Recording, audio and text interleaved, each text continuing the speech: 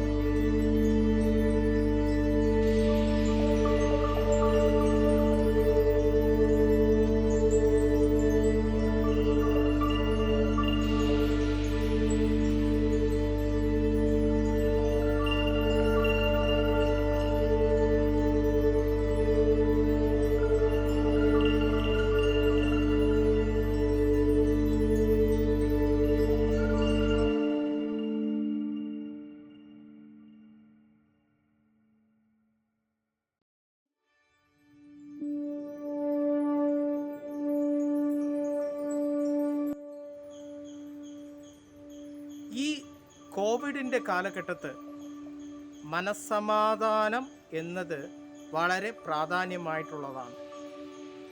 മനസ്സിലെ ശാന്തി ഉണ്ടെങ്കിൽ പ്രകൃതി നമുക്ക് തരുന്ന കരുത്തിനെ ഇരട്ടിപ്പിക്കാൻ സാധ്യത ഉണ്ടെന്ന് ശാസ്ത്രജ്ഞന്മാർ, സയൻറ്റിസ്റ്റുകൾ പറയുന്നുണ്ട്.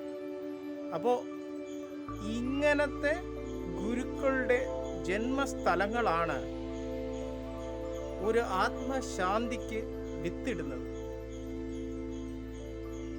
ഈ മനോഹരമായിട്ടുള്ള അന്തരീക്ഷത്തിൽ ഗുരുവിൻ്റെ വീടിനെ ദർശിക്കാൻ എത്തുമ്പോൾ എൻ്റെ ഉള്ളിലുണ്ടായ സമാധാനവും ശാന്തിയും പറഞ്ഞ് അറിയിക്കാൻ പറ്റാത്തതാണ്. നിങ്ങൾ തീർച്ചയായിട്ടും ഇവിടെ വന്ന് ഇത് അനുഭവിക്കാനുള്ളതാണ്. കോവിഡിൻ്റെ കേസുകൾ കുറയുമ്പോൾ നമുക്ക് വീണ്ടും ഈ സ്ഥലത്തോട്ട് വന്ന് ഒന്ന് ഇരുന്ന് സമാധാനത്തോടു കൂടി മണ്ണും മനുഷ്യനും മനുഷ്യൻ്റെ മനസ്സും ഏകരൂപത്തിലാക്കി ഒന്ന് ഗുരുവിനെ സ്മരിച്ചാൽ അതിൽ നിന്നും ഉണ്ടാകുന്ന ഉണർവ് എന്ന് പറയുന്നത് പറഞ്ഞറിയിക്കാൻ പറ്റാത്തതാണ്. അത് തീർച്ചയായിട്ടും നിങ്ങൾ ഇവിടെ വന്ന് തന്നെ അറിയേണ്ടതാണ്.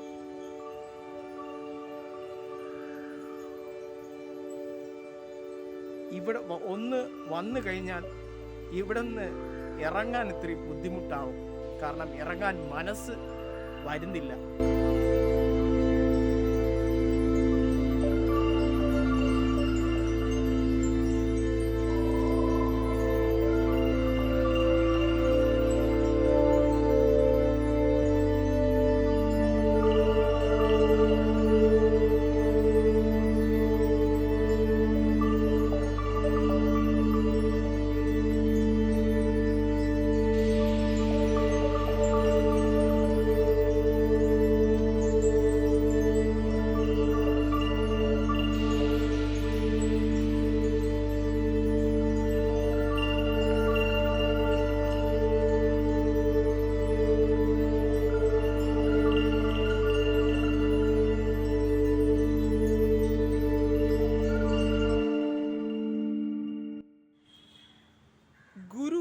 ദേവൻ, ശ്രീനാരായണ ഗുരുദേവൻ ഒരു ആത്മീക വഴിയിൽ പോകുന്ന സ്വാമി മാത്രമല്ല, സമൂഹത്തിന് പല നന്മകൾ ചെയ്ത ഒരു വിപ്ലവകാരിയായിട്ടും നമുക്കവരെ കാണാൻ പറ്റും, ഗുരുവിനെ കാണാൻ പറ്റും. നവോത്ഥാനത്തിൻ്റെ കേരളത്തിൽ ജാതി ഭിന്നത, മൂഢത മനസ്സിൽ കിടക്കുമ്പോൾ അതിനെയൊക്കെ മാറ്റിവെച്ചുകൊണ്ട് ഇറങ്ങി വന്ന ആൾ, മനുഷ്യൻ നന്നായാൽ മതി എന്ന ലോകർക്ക് സന്ദേശം കൊടുത്ത ഒരു മഹാനായിട്ടും നമുക്ക് അദ്ദേഹത്തിനെ കാണാൻ പറ്റും. ഇന്ത്യൻ സ്വാതന്ത്ര്യ സമരത്തിൽ ഒരു പങ്ക് ശ്രീനാരായണ ഗുരുവിനും ഉണ്ട്. ഹരിജന വിഭാഗത്തിൽപ്പെട്ട ജനങ്ങൾക്ക് വേണ്ടി ഗാന്ധി അങ്ങ് ഇന്ത്യയുടെ ബാക്കി സ്ഥാനത്ത് ജോലി ചെയ്തപ്പോൾ ഇവിടെ ദക്ഷിണ ഭാരതത്തിൽ ശ്രീനാരായണ ഗുരുവിൻ്റെ പങ്ക് വളരെ വലുതാണ്. ശിവഗിരിയിലെ ദേവസ്ഥാപനം അങ്ങനെ തുടങ്ങി നിരവധി നാട്ടുകാർക്ക് വേണ്ടിയും നാടിനു വേണ്ടിയും ചെയ്തത് ഒരു പട്ടികയിലിടാം, ഒരു ലിസ്റ്റിടാം. അങ്ങനെ നോക്കിയാലും അദ്ദേഹം ചരിത്രത്തിൽ ഫ്രീഡം ഫൈറ്റർ എന്ന കാറ്റഗറിയിൽ പഠിക്കാൻ പറ്റുന്ന ഒരു ആളും കൂടെയാണ്. നിങ്ങളൊരു നിരീശ്വരവാദിയാണെങ്കിൽ നിങ്ങൾ അദ്ദേഹത്തിനെ കാണേണ്ടത് ഒരു ഫ്രീഡം ഫൈറ്ററായിട്ടും ഒരു റിനൈസാൻസ് വർക്കർ, റിഫോമിസ്റ്റായിട്ടും നമുക്ക് അദ്ദേഹത്തിനെ കാണാൻ പറ്റും. എന്നാൽ ഗുരുവിനെ ദൈവതുല്യമായിട്ട് കാണാൻ എന്തോ മനസ്സ് ആഗ്രഹിക്കുന്നു.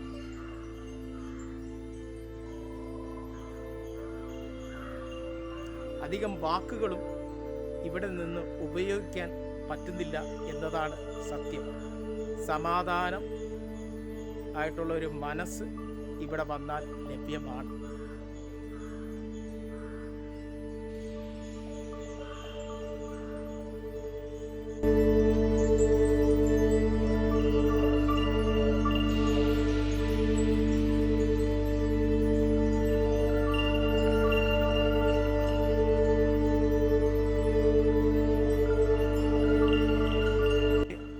ഗുരുവിൻ്റെ സന്നിധിയിൽ, ഗുരുവിൻ്റെ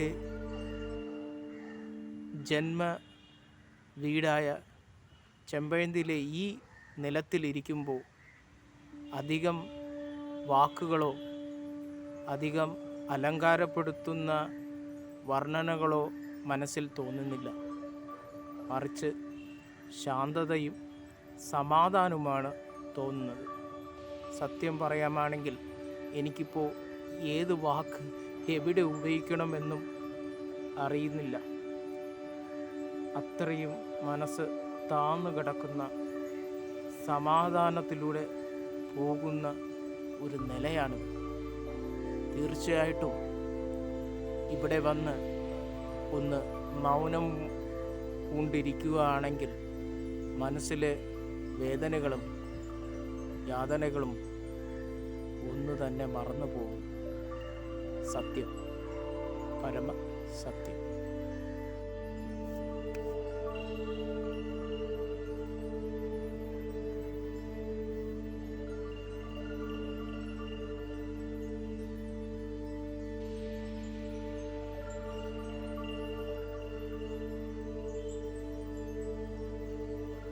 തിരുവനന്തപുരത്ത് അകത്താണെങ്കിലും തിരുവനന്തപുരത്തിൻ്റെ ചുറ്റുവട്ടത്താണെങ്കിലും തീർച്ചയായും നിങ്ങളും ചെമ്പഴന്തിയിലെ ഗുരുവിൻ്റെ വീട് ദർശിക്കാൻ വരണം. വല്ലാതെ മനസമാധാനവും ഒരു ശാന്തതയും ഇവിടെ ലഭിക്കുകയാണ്. ഈ കോവിഡിൻ്റെ കാലഘട്ടത്തിൽ നമുക്ക് മനസമാധാനവും ശാന്തിയും അത്യാവശ്യമായിട്ട് വേണ്ടതാണ്. നിങ്ങൾക്കും തിരുവനന്തപുരത്താണെങ്കിൽ ചുറ്റുവട്ടത്താണെങ്കിൽ തീർച്ചയായിട്ടും ഗുരുവിനെ ദർശിക്കാൻ ഇവിടെ വരാം. ഈ വീഡിയോ ഇഷ്ടപ്പെട്ടെങ്കിൽ തീർച്ചയായിട്ടും ലൈക്ക് ചെയ്യുക. സുഹൃത്തുക്കളുടെ അടുത്തും തീർച്ചയായിട്ടും പറയുക, അവരുടെ അടുത്ത് ഷെയർ ചെയ്യുക. പിന്നെ തീർച്ചയായിട്ടും നമ്മുടെ ഇങ്ങനത്തെ വീഡിയോ വേണമെങ്കിൽ നമ്മുടെ ചാനലിനെ സബ്സ്ക്രൈബ് ചെയ്യുക. Please subscribe to common sense ഭാരതീയൻ.